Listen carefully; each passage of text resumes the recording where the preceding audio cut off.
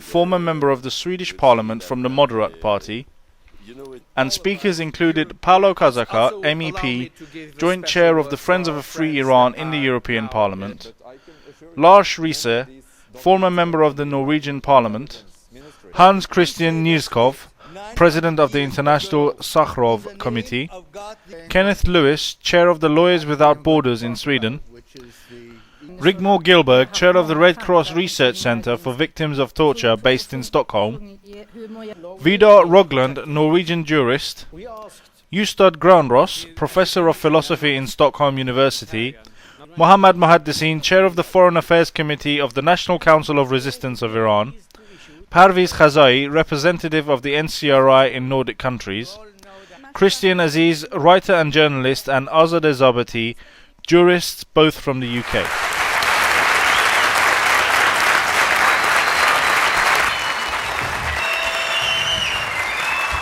In a video message, Mrs. Maryam Rajavi, President-elect of the Iranian Resistance, said, آخوندها چون رژیمشون رو لرزان و بی‌تعادل دیدند خودشون رو به در و دیوار میکوبند تا فضا رو نسبت به اساسی ترین تهدید موجودیت خودشون یعنی مقاومت ایران مغشوش و آشفته کنند. حکومت آخوندها برخلاف اونچه در ظاهر جلوه میده عمیقاً در مهلکه گرفتار شده. اونچه موجودیت این رژیم رو تهدید میکنه اعتلاع مقاومت ایرانه، به نحوی که کارزار عظیم آخوندها برای متلاشی کردن یا دست کم به محاق بردن این مقاومت روز به روز بیشتر فرو میریزه.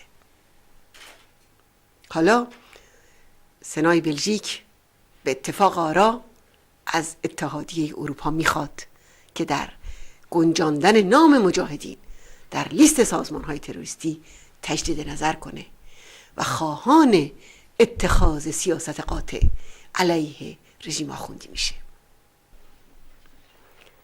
و 1300 حقوقدان از انگلستان تاکید میکنند که زمان فاصله گرفتن از رژیم ایران و قرار گرفتن در طرف میلیون ها ایرانی و جنبش مقاومت اونها فرا رسیده.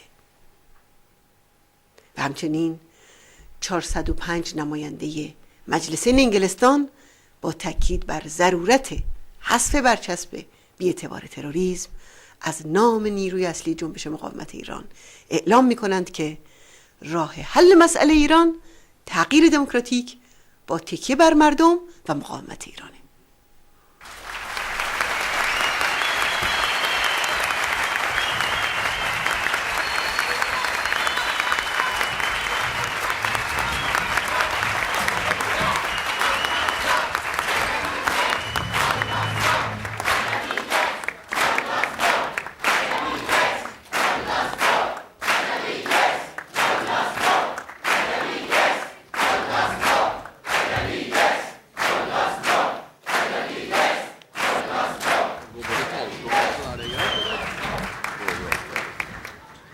Mr. Paolo Kazaka, who headed a fact-finding delegation to Camp Ashraf, where thousands of PMOI members in Iraq reside, told the audience of his experience in Camp Ashraf and refuted the claim by Joe Stork, the author of the Human Rights Watch report against the PMOI, that the US military did not allow a visit to the camp by his group.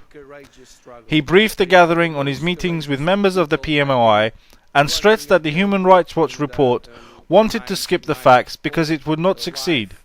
He vowed to continue with his campaign to seek an explanation from Human Rights Watch for its false allegations against the PMOI. In reference to a large volume of disinformation material sent by various agents of the Iranian regime to parliamentarians in Norway and elsewhere, Lars Riise wondered why the regime spent so much money, time and manpower just to discredit the PMOI. This is happening while more terrorist threats are coming out of the Iranian regime every day. Mr. Lewis said that in his visit to Camp Ashraf, together with his Danish colleague, they each met with 100 members of the PMOI, and not a single one complained of his or her stay in Camp Ashraf. He praised the movement for the role of women in its key positions as a proof of great achievement in women's rights as well as human rights within the PMOI. Other distinguished speakers gave their account of the PMOI and expressed abhorrence against Ahmadinejad's threatening remarks.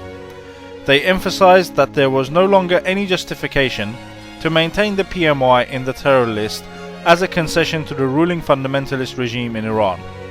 They all agreed that the regime needed to tarnish the image of its main opposition, as it is a major obstacle to its expansionist ambitions, especially in Iraq. They also underlined the increasing isolation of the regime within the country and in the international arena due to recent remarks by its president, which makes it even more crucial for the mullahs to neutralize their opposition to delay change in Iran. Therefore, they concluded that the removal of the terror tag against the PMOI is even more pressing now than at any other time.